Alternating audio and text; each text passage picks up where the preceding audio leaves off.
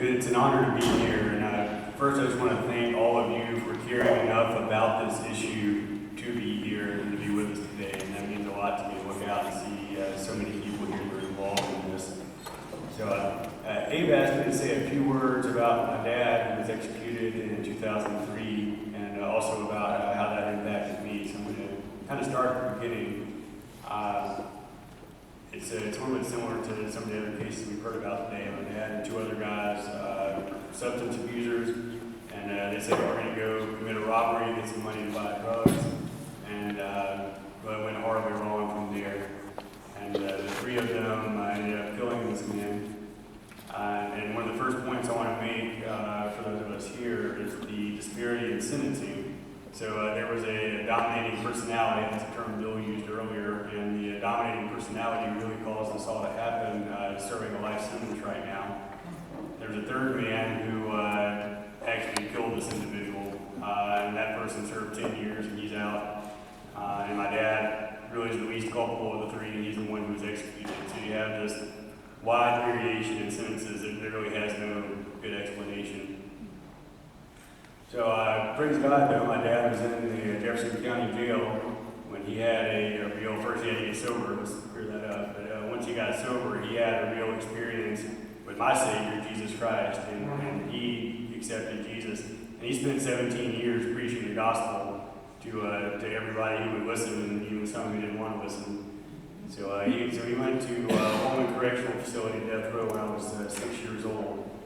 And I still have some tapes. Actually, one of the things that Abe made available for this conference were transcripts of 3 of his sermons. So you might see that in some of the materials that you can download.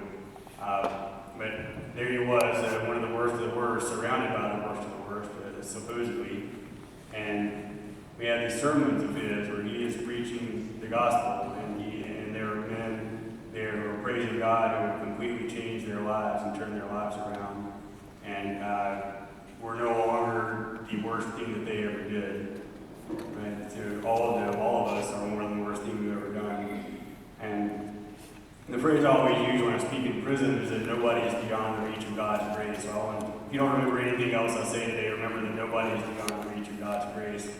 And I feel like when we support a death penalty, we say, well, maybe that person was beyond his reach. And I serve a Savior. To me, it's like, I said this at the table earlier, it's like looking at my Savior and saying, well, Lord, what you did on the cross was not enough for that guy. You need to get up there for a little bit longer because it wasn't enough to cover his sins. And I'm not willing to look at my Savior who suffered and died and say that. I can't do that. So my dad became the kind of man who was serving the Lord and was trying to reach out and help everyone. And that included me, because I went through a period, especially as a teenager, that was very difficult, where I considered suicide more than once. And I just had a number of struggles, and he was actually the biggest voice in my life, the biggest positive voice in my life, from death row. And I feel like success that I've had, and even the fact that I'm just still here, I really owe a lot to him for that.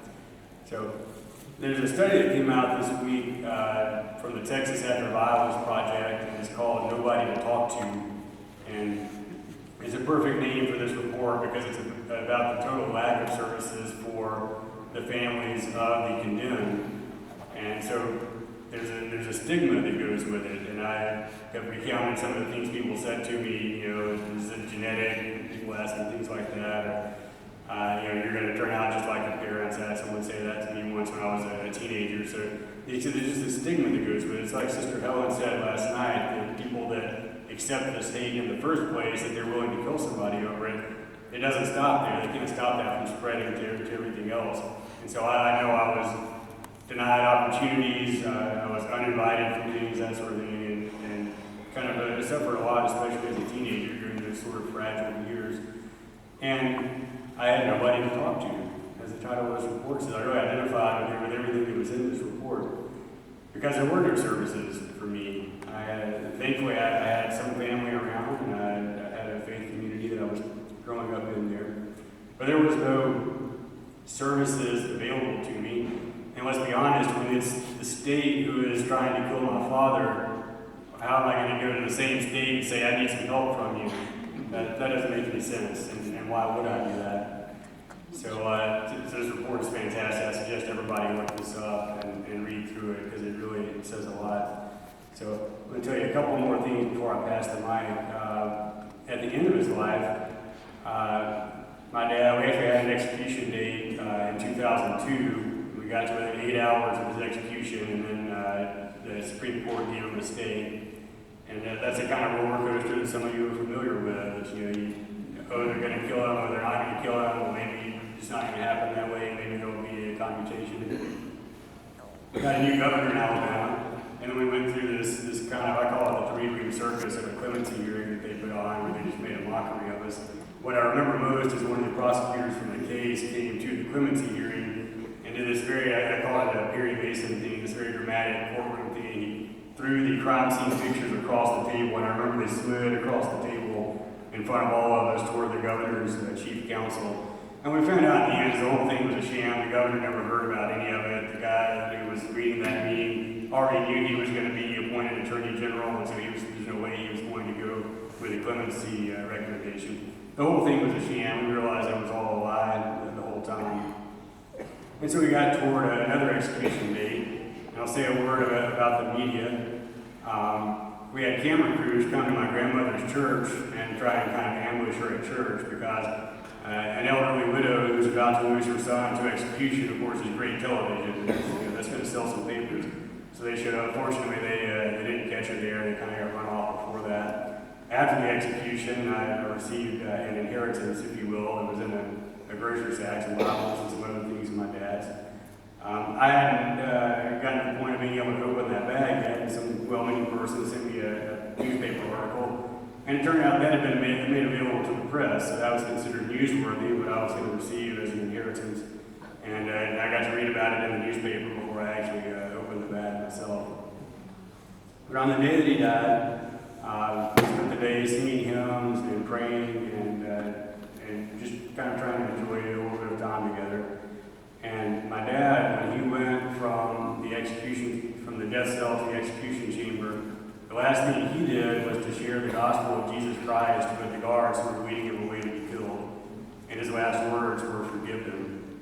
So that's the kind of man that the state of Alabama killed on April 24th, 2003. That's the kind of man that he was. And I'm going to, just indulge me for another minute, I'm going to broaden our scope for just a second, because the death penalty is really the tip of a much bigger problem in the whole system. So we talk about services for children, we talk about children of the condemned and of anyone incarcerated. There are 10 million children in this country who have had a parent incarcerated either in prison or in a jail. 70% of them will be incarcerated themselves sometime during their life. I do prison industry in Alabama. We go to ADOC training every year. And ADOC tells us that 84% of boys whose father is incarcerated will themselves be incarcerated sometimes during their life. We as a society are failing these young people when you hear those numbers. There's no other explanation for it, that we are failing these people. So on an individual level, we have to be willing to befriend people, not to invite them, not to invite them. On a family level, everybody, 10 million kids in this country, people know some of them, everybody knows some of these kids. They come across them in their neighborhood somewhere during their day. Don't cross the street to the other side when you see these people coming. And on the public policy level, for the fiscal conservatives among us, it's a lot cheaper to offer services to these children and help them when they're children than it is to have them become recurring guests in the correction system. Right? Even all the moral problems aside, it's just cheaper. If you don't believe anything else about it, just realize it's not a good way to spend resources to have this death penalty that's so expensive, as we heard earlier, and to have this whole problem of mass incarceration that is so expensive. So I'm going to leave you with that.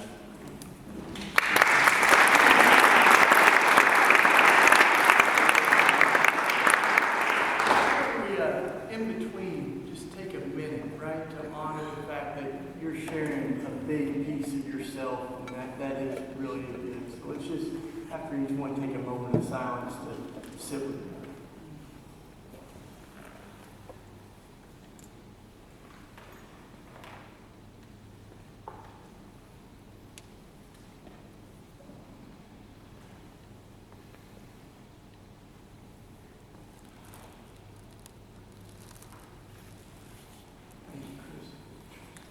Hi, good afternoon. My name is Charles Key. I'm going to leave you with a word. It's called sway. I've heard that word so many times because this is what the prosecutors do to jurors. They sway them and sway them. The truth is all about them, but that's not what the prosecutors want to deliver. They want to sway that jury to find that guilty conviction. It's going to be difficult for me to tell you about Kevin without telling you what happened to me. I was sitting in college, 1994, and they were doing roll call, and they called my name Keith, and somebody happened to mention, hey, are you related to the Keith that was on TV? Well, I knew none of my family was on TV. Where did you hear this? He said there was a guy from Crawford County. Well, I knew that's where my family was. I went home, I talked to my mom, I talked to my family, we saw everything on TV about my brother Kevin, and I have not been back to school since. It's been 27 years. That's how long this case has affected me. That's how long I fought this case. I wasn't fully educated, but I still was somewhat educated. I had to go out. I had to read those books. I had to go read those law books. I got most of my law books from the Goodwill.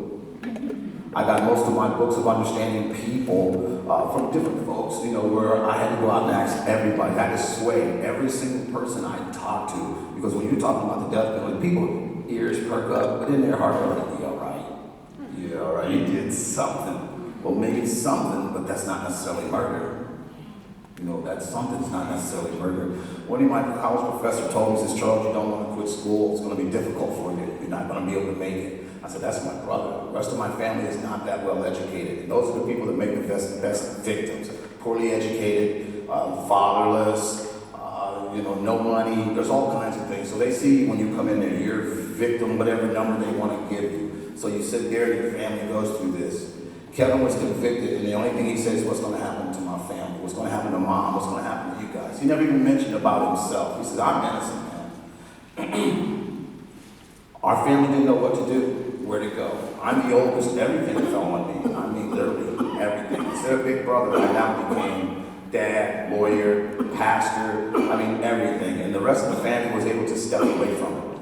I wanted to. I tried to. I couldn't. I walked past, I wasn't very high on religion. I've read my Bible. I grew up in the church, and I read and ran. But it was open one day, and it was open to the trial of Jesus Christ. And I've heard people tell small parts of my story.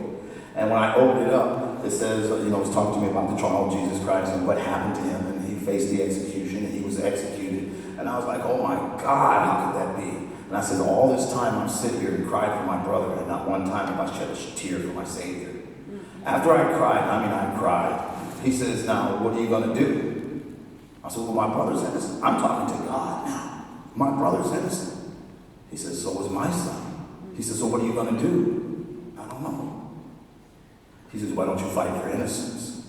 Why don't you fight for your brother like you were fighting for Jesus Christ? And that lit that fire in me, and I have not stopped. I convinced everybody that my brother was innocent. From California, I've been on TV. I went out to California, I got the TV people. I went to New York, I talked to some people. I talked to so many people, it's unbelievable. I also convinced the governor. I couldn't convince his parole board. They voted 8-0 to execute him. But that governor, I got to him. But what hurt me so bad is the church, how it closed the door on me, how it shunned me, how it pushed me away, how it didn't hear my problems, but yet it was accepting my money all the time. The people that was executing my brother, they told me we go to church too. So how do I combat that? How do I get you in church, at least in church, and we handle this? Because the church is definitely involved. When you say death penalty, you're in church. Because this is what happened to our Savior. I'm out there, I don't know what to do. So I started, reading my books, educating myself, to the point I said, I think I know what I'm doing. I got everything out there in my brother's case. I found literally everything. There were so many people out there that helped me. I couldn't let the state or people see my brother. I had to make him see him through me, because he's incarcerated. So when you look at him, you see a guy behind bars. When you look at me, I'm free. So I became Kevin Keith. I fought for him as if it was me. And I fought hard, because if they took his life, they were taking mine also. So I fought. I eventually we ended up getting a public defender. I turned all the information over to her, and she turned it over to, she fought. We turned it over to Governor Strickland. Governor Strickland commuted my brother's sentence in 2010. Not based on child abuse, or some of the other things that they take people off death row for. It was based on actual innocence. And I didn't know there was a difference between innocence and actual innocence. I soon found out. So they fought on the premise of actual innocence. Talking to the lawyers, that was a difficult piece too, because lawyers don't have just one case. They got many cases, and they're trying to save as many people as you can, you know? So here we are with my brother. This is Charles, what do you have? I went down there with boxes. I mean, literally boxes. I did my own investigation, because there never was an investigation done in this case. I did a lot of my own legal work. I mean, I messed a lot of things up, but I got that ball started. And nobody wanted to see Charles Keith do that well, so they had to step up. And I held them accountable for their jobs, for being lawyers. If I can outdo you, then you're not that good of a lawyer. So they challenged me, and I challenged them. And in that challenge, everybody fought. And I loved it, because I became a part of that, and I got that ball rolling. And the ball was getting bigger and bigger and bigger and bigger. And I eventually got my brother off death row based on actual innocence. But yet they turned around and gave him life without parole. So now, since 2010 until today, I'm still fighting to get him released based on that wrongful conviction. But I can assure you, the governor is with me. I can't say 100% Governor DeWine is with me, but I believe he's there about 90%. There hasn't been any executions. We're looking at his views on things. But Governor Strickland, he's one of my best friends. I've sat down and talked with him. I've had dinner with him. I want to show you a photo real quick, if I can. And then photo means an awful lot to me. And that's myself and Governor Strickland. The man that saved my brother, who was supposed to execute him. So there are people out there listening to us. We've got to get out there. There's no sense of us keep talking to ourselves.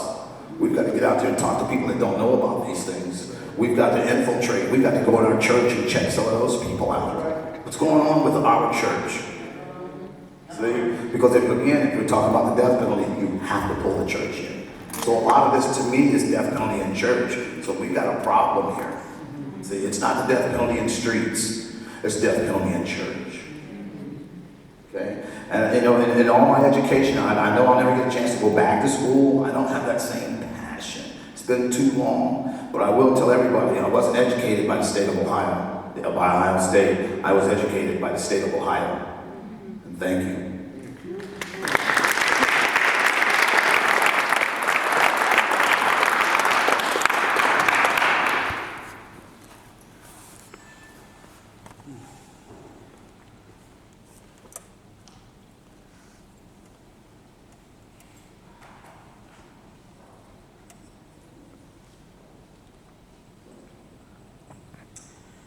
My name is Terry Steinberg. I come from Fairfax, Virginia.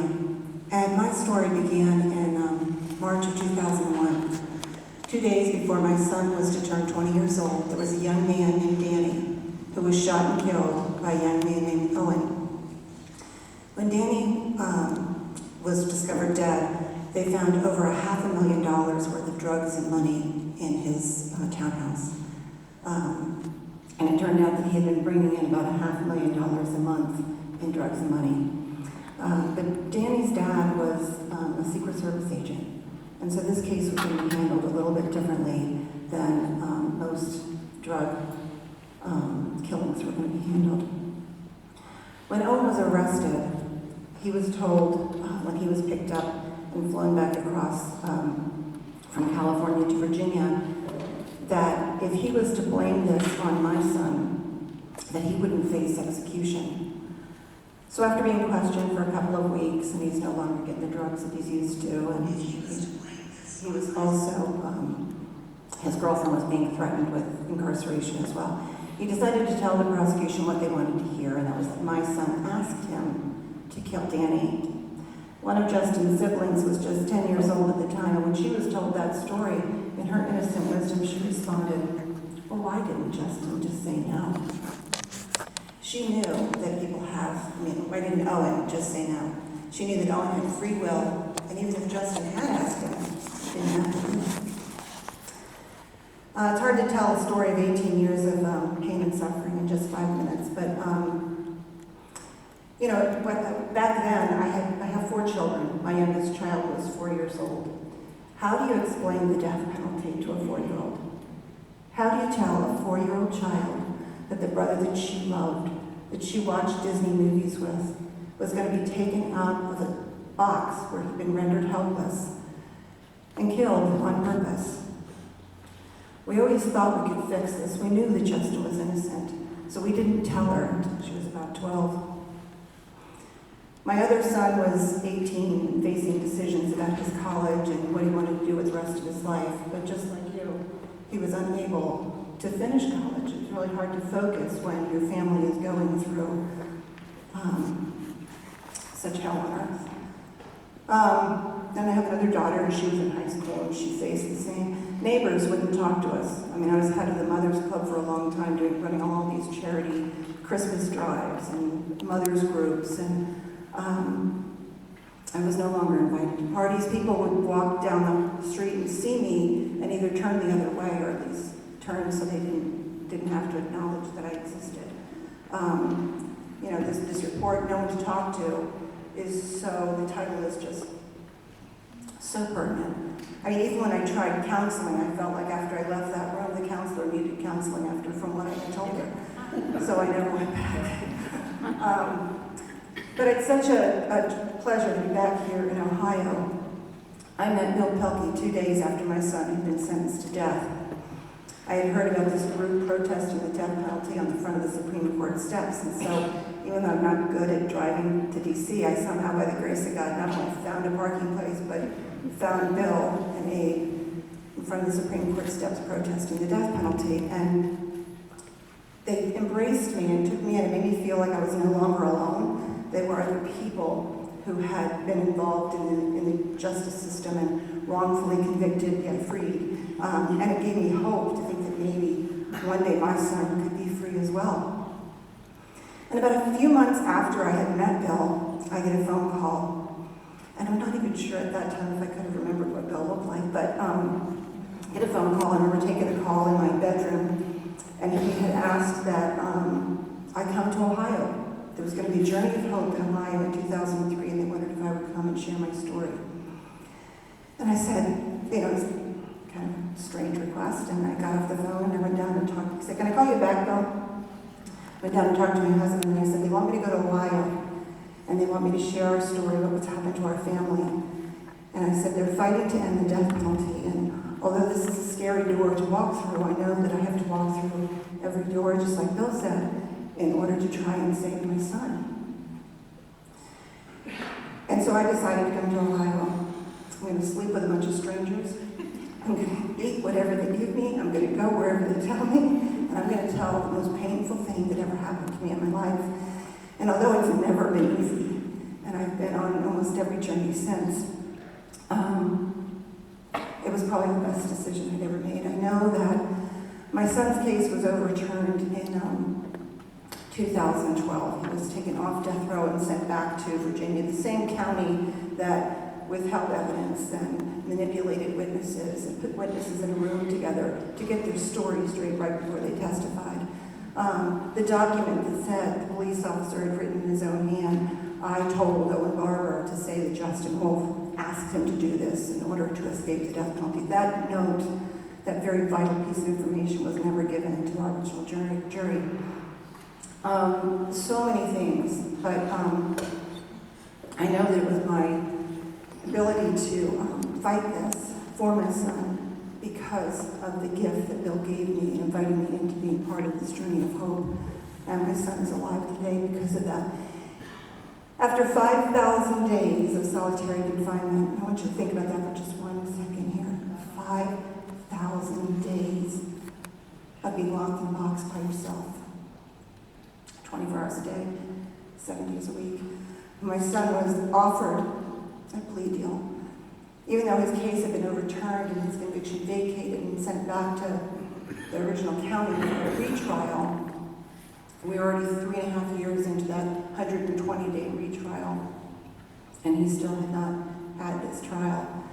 And he had not hugged his family. We hadn't hugged him in 11 years.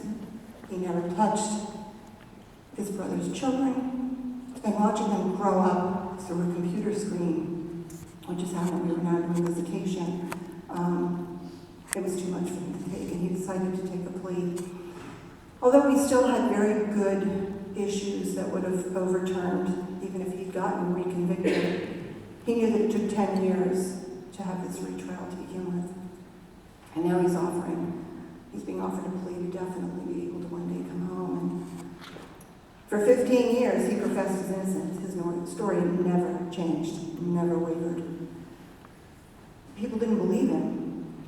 But the day he decided to take a plea and say, I am guilty, in order for the light at the end of the tunnel and the opportunity to one day be home with his family, he took the plea, and they believed him. So unfortunately, when they resentenced him, they gave him another 20 years, and so we are continuing to fight to get my son back home. I knew all these years that had they taken my son out of the box and walked him down the hall and executed him, he would have been free, and he would have gone home to the Father instead of home to us. But it would have been us, his brothers and sisters, his family, that would have had to continue on and try and live with the scars of what the justice system had done to us. My son has been incredible through all of this. When he was on death row, I had guards come to me and say, keep fighting, Mom. He doesn't belong here. When he was being resentenced, there were inmates that wrote stories, a letter to the judge asking for leniency, to let him go home on time served, and how he had saved their lives with his encouragement and his support. There were guards that wrote about how kind he was and what a difference he was making in that prison, asking that he be given a lenient sentence. But it's an old boys club, and the prosecutor who had put him away to begin with has put 18 men on death row and is quite proud of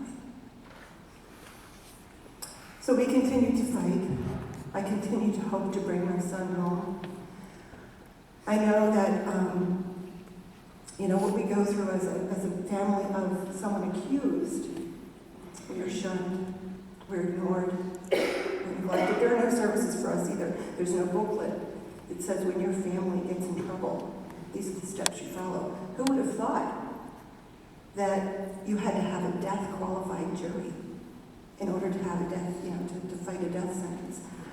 My son thought that when he turned himself in to clear his name, that telling the truth would bring him home. But here we are 18 years later, still waiting to bring him home. I got into this fight not because I wanted to, but because I had to. But being around people here that are in the fight because it's the right thing to do, because the death penalty is not what we need for healing, for justice, for victims' families to feel better. I'm honored, and I'm empowered, and I thank you.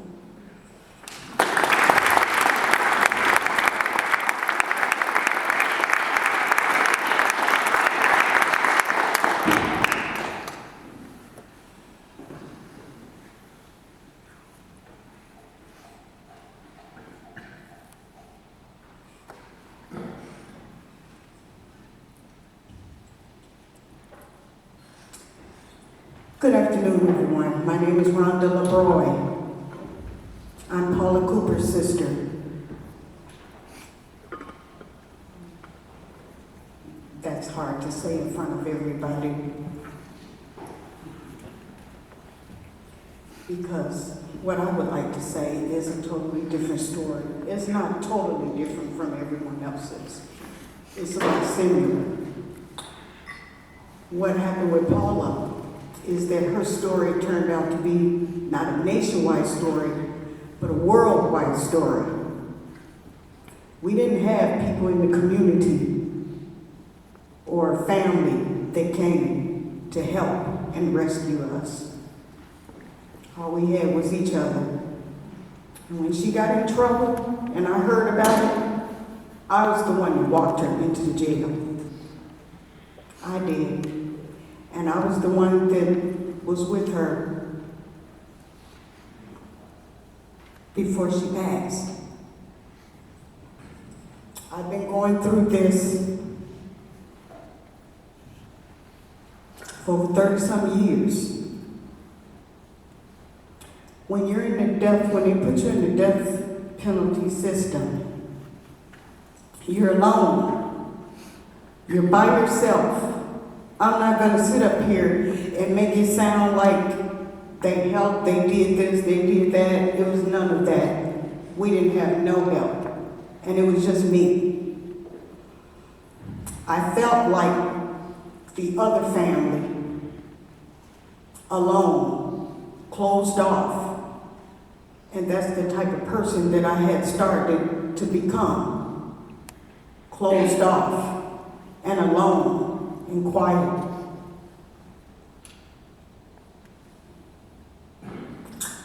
But I knew when Paula got in trouble, she was going to need some help. I was only 18 years old at the time. Paula was 15. I took on that responsibility. We didn't have family members that came to our rescue. We didn't have any Jesse Jacksons that came running to our rescues. We didn't have any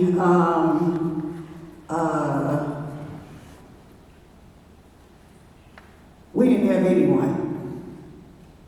No activists came.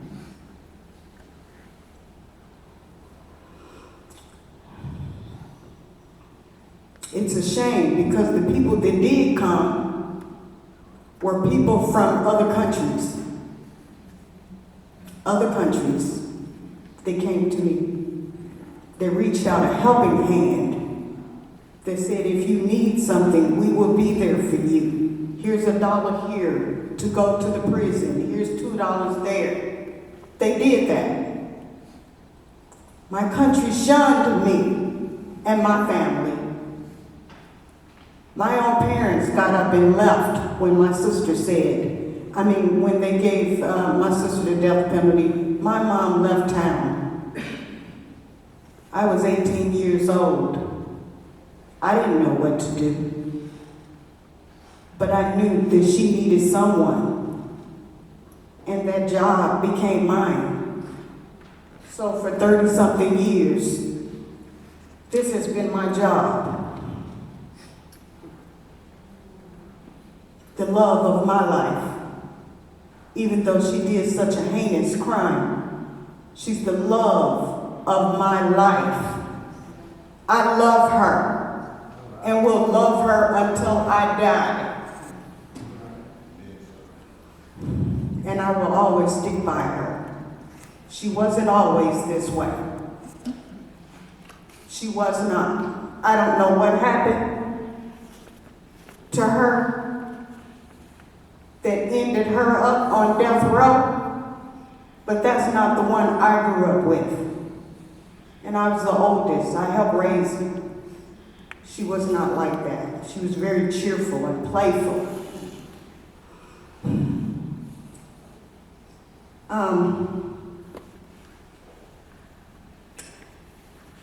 But I want to jump to Mr. Bill Pelkey for a minute.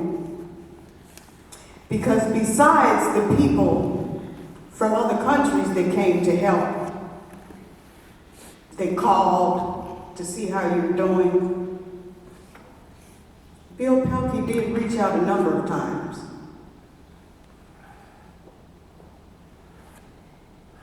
And I can't say that a couple of them times I was very nice or warm to his welcome. Because, as you can see, I'm a black woman right now, but back then I was a young black girl. Like, what does this white man want with us? Why does he want to come see my grandfather? And he just wanted to sit down and talk. I told my grandfather, I don't think that's a good idea. That sounds very strange. Maybe he wants revenge. So here comes Bill with a big basket of fruit.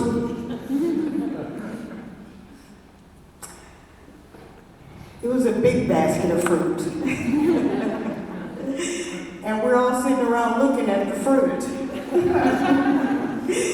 And all of us are saying, we're not eating that fruit.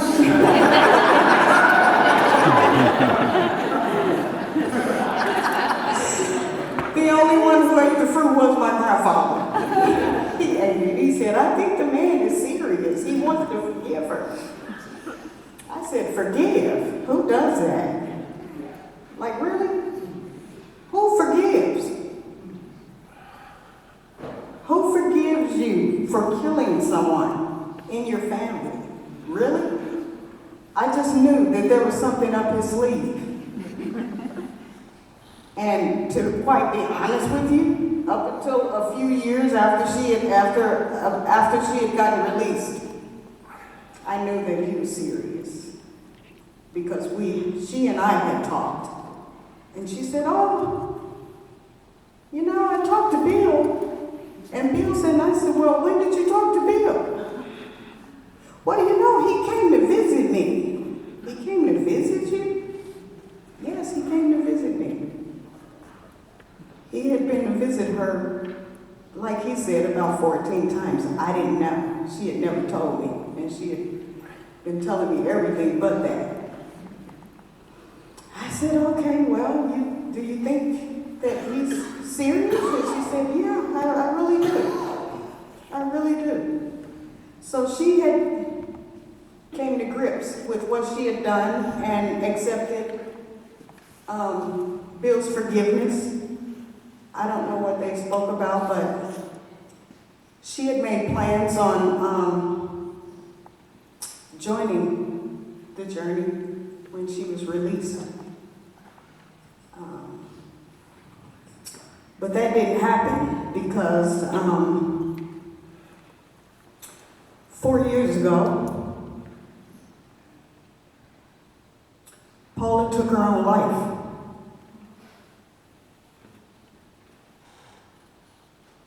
She didn't make it. They had commuted her sentence. We were all excited about her coming home and starting this new family with my family because we were all each other had. My family was her family. I had children, and they were her children as well.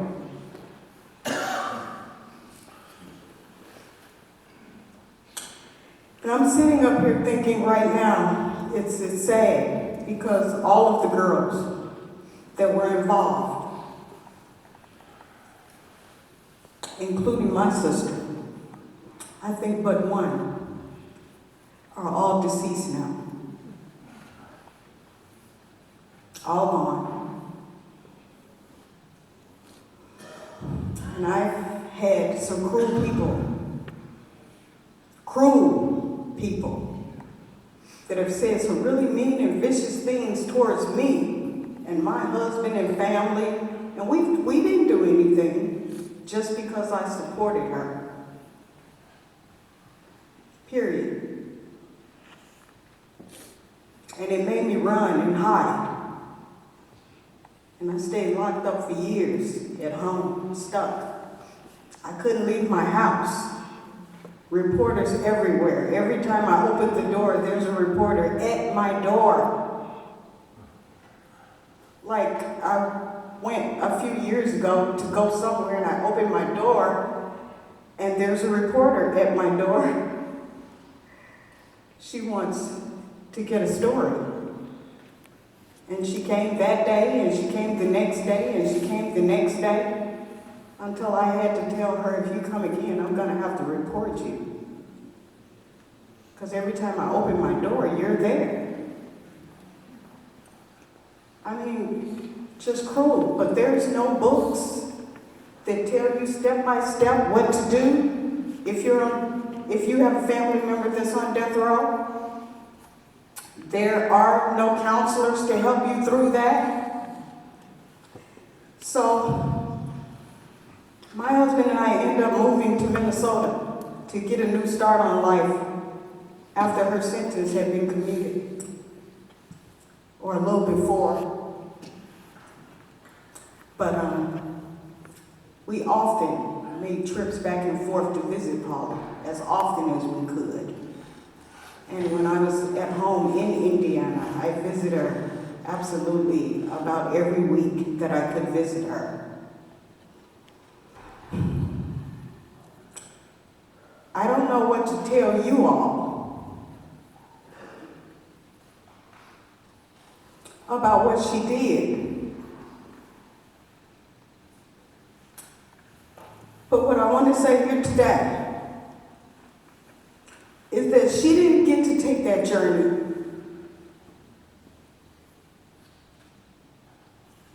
She didn't see a way out. People wouldn't let her rest. People would not let her be. They hounded her every day. Every day. She was horrified every day. And then when they released her from prison, they just opened the door and just let her go. I mean, they put her in a safe place at the time because they were hiding her from different people and things like that, but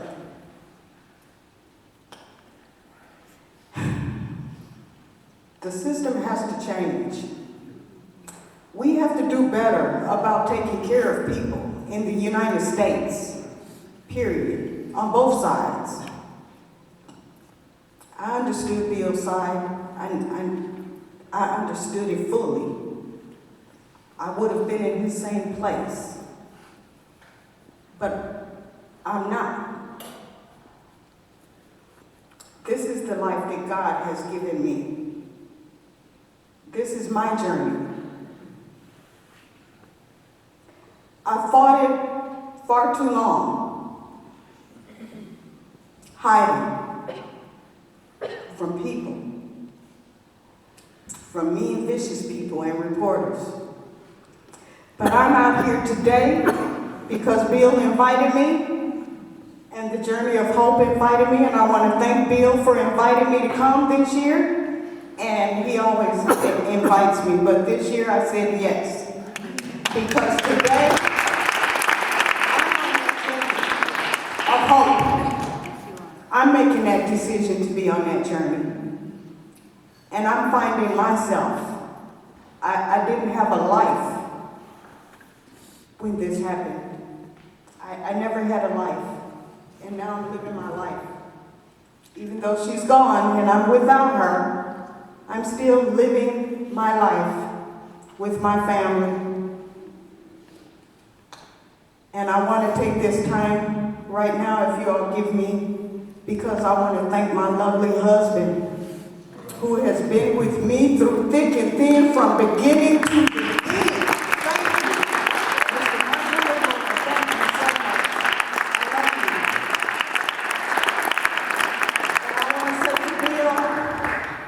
You have a heart of gold.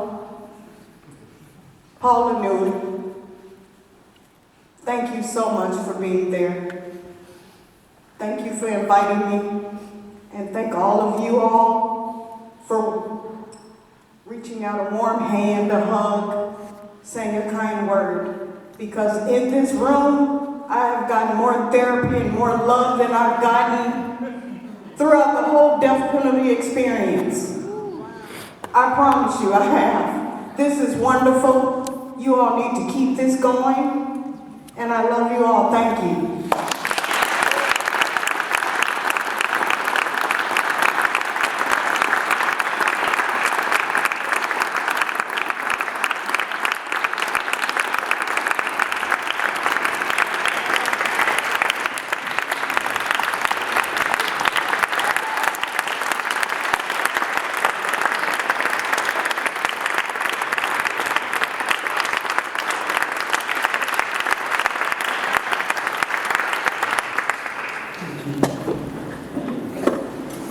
Thank you all four of you. Thank you for sharing.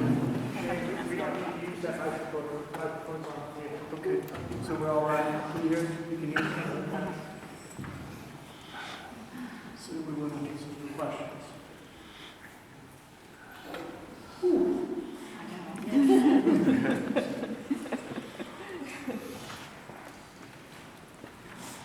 So we'll open up the conversation with you all.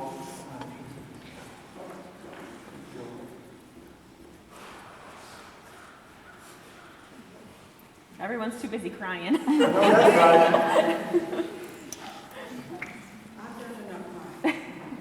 I thank you all for sharing your stories. Oh, sorry.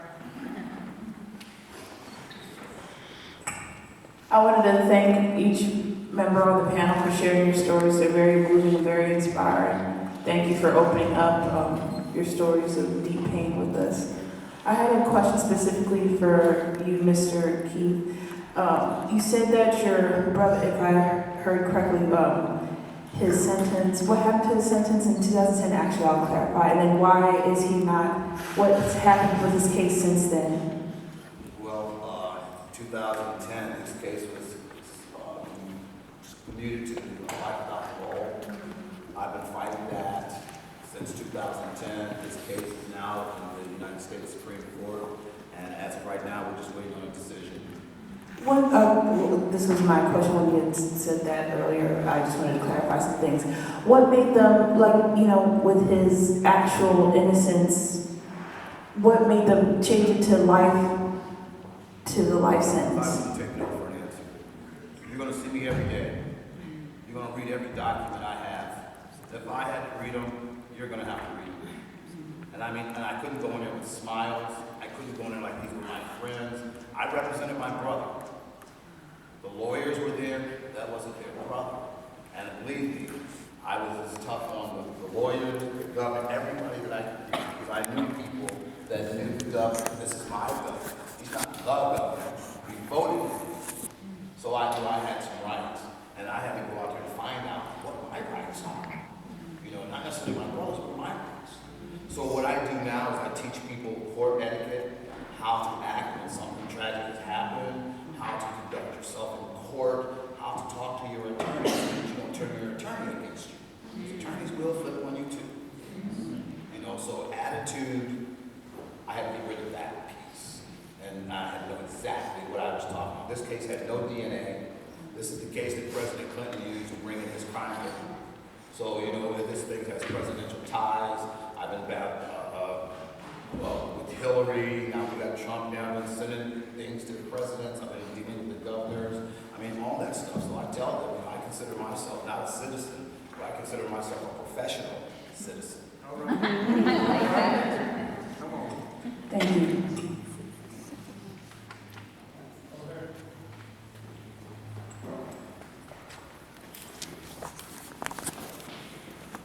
What is the difference between innocence and actual innocence? Yes. Innocence meaning that you didn't actually commit the crime, you were aware of it, you might have been involved, whether you were there taking somebody's bride or you knew of it. I could come home and tell you that I'd done something, or I could tell you that somebody else done something. So if there's 10 people there and only one person done it, everybody else knows that you're not coming in to testify, you're not called. They always tell you it's your duty to report crime. You didn't do your duty, you didn't report the crime.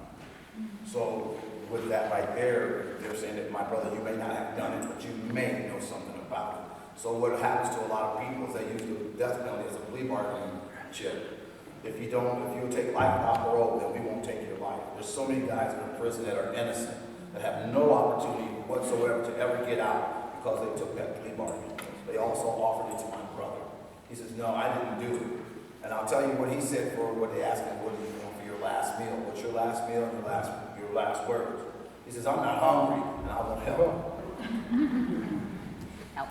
Help.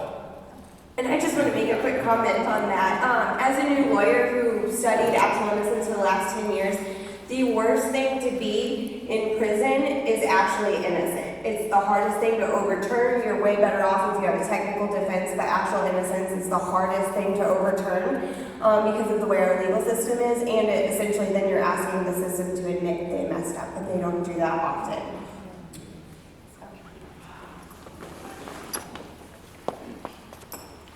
For who this is applicable, how are your children today?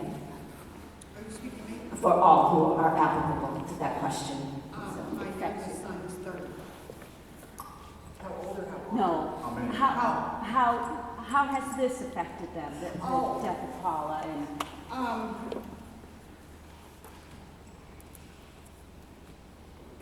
have to be careful with that because Paula and I fought on that a little bit because programs that she was taking needed my son to come to the prison to do different things. that the prison system at that time should have been for a little black boy. And I didn't want him there like that often like that. But they ensured me that everything was going to be okay and that they were going to watch after him. So that's kind of what happened with that. Yeah, and my kids were little, well, ranging from 18 to 4. As I said before, my 4-year-old, we didn't even tell her till she was 12. And when she was 12, they just had a big magazine article come out about my son. And I was so worried that somebody else would tell her, and she would find out from someone else. And so we did find out to tell her that what I was doing every year when I traveled with Bill. She missed me. She hated me leaving. When I came to Ohio Journey in 2003, she was only 5 or 6 years old. I had to make all kinds of arrangements so that I could be gone for a couple of days and then cover my mom duties while I was gone. And so it's quite a thing to juggle. But, as she got older, she would always say, "Go ahead, Mom, we're going to miss you, but, if it's going to help Justin." And like I said, she just thought he was, away or in jail. Every year we'd tell her a little bit more. But all my kids suffered. We all struggle with a form of PTSD because when the state tells you that, we're going to kill someone you love, there's just no way to deal with that. And there's no help for that either. It's not like you're going to make casseroles. But, we really struggled with that. I mean, my son had 3 execution dates. And even though we knew that those dates wouldn't actually happen because there were other legal remedies, if they missed a deadline, they could have. My son also came 45 minutes from being released. When his case was overturned, they told us we could pick him up at 5 o'clock on January 3rd, 2013. I piled all my children into my neighbor's car because my car didn't fit everybody anymore. We all wanted to be together. Right home, we were heading to the prison, and we get a phone call saying they had filed a stay, and he wasn't home. 45 minutes. And if you want to know the definition of the words cruel and unusual punishment, it was the look on my children's faces in the car that day. They were grown, but we all expected that we were going to pick my bike home to the store that day. I had to buy him clothes. All of his clothes were not going to fit him anymore. I wanted to get groceries. He spent the whole day getting ready and ready to bring him home. He shut the door. And, as hard as that was for us, I couldn't imagine what it's like for him to be that close to walking out that door. And then, we got to keep going. But he went back into that. And yet, he never complains. He doesn't want to. He knows what he's done has hurt his family more than any suffering that he's ever had. We basically kept the children out of it. We kept all the younger adults out of it. This was an adult situation we felt in our family. We didn't want to cause a lot of mental health. There was still already little disturbances in the kids, and to tell the kids, hey, this is a death penalty, to explain it to the kids, they don't understand. So now it's more difficult for us. So what I had to do was remove all my family out of the way. I removed my mother, the children, I removed everybody out of the way. This is something that came between me and my brother. If the tragedy was going to happen, it was going to hit the 2 of us. We couldn't wipe our family out where everybody's going to be stuck on this. So I took it upon myself. And as I told the attorneys, you represent my brother, but I'm standing right there with him. He may be in the cell, but I hear every action you make. I call him every day. I set appointments. I set dates. I said all that stuff. I became a lawyer. Like I said, my brother, he laughed when I told him he was on there. In fact, we got rid of his first 2 attorneys because they didn't do anything for 16 years. They burned all his appeals. So that's how we end up getting to the actual innocence. When the new lawyers come on, we only got 1 shot at actual innocence. So, I told him, I said, hey, I'm here. I read the same books you read. I didn't read them in the classroom. They're still the same books. I don't understand the total concept, but I get the idea. And I fought. And my brother is off death row. Well, I remember when I first started fighting this, the day he first went to jail, and threatened with the death penalty. I had a choice. I still had 3 other kids that needed mama. But if I didn't fight and save them, But in order to fight to save him, I had to give up a lot of stuff and a lot of life that would have been normal for the 3 other children. And that's pretty tough. You want to say anything on that, Chris? And my children are very young, so they don't know much about it at all. But for the rest of our families, we went through that. I've talked a little bit about my experiences, but some family members who felt tremendous guilt because they had been part of my dad's substance abuse, which is where this started, and they felt responsibility for it. Some saw the family resources going in and trying to save my dad, and they felt resentment. You know, we're still here, we still need help. And so there was this range of emotions and hardships and experiences. My mom was divorced from my dad before this crime took place. So it happened that she got arrested for the first time ever on a possession charge. And they said, oh, you're going to testify against him and how awful he was, or we're going to give you the worst possible sentence for a first-time charge. And she refused to do that. She said, I'm not going to help you send my son's father to death row. And they, true their word, they gave her the harshest possible sentence for a possession charge. So it had all these other effects that kind of rippled out, and it really touched everybody in the family. Well, as we close, thank you, each of you. I want to recognize that these folks are representing those who are families of the executed or families, folks on death row, but there's others that are here with us, and just want to ask those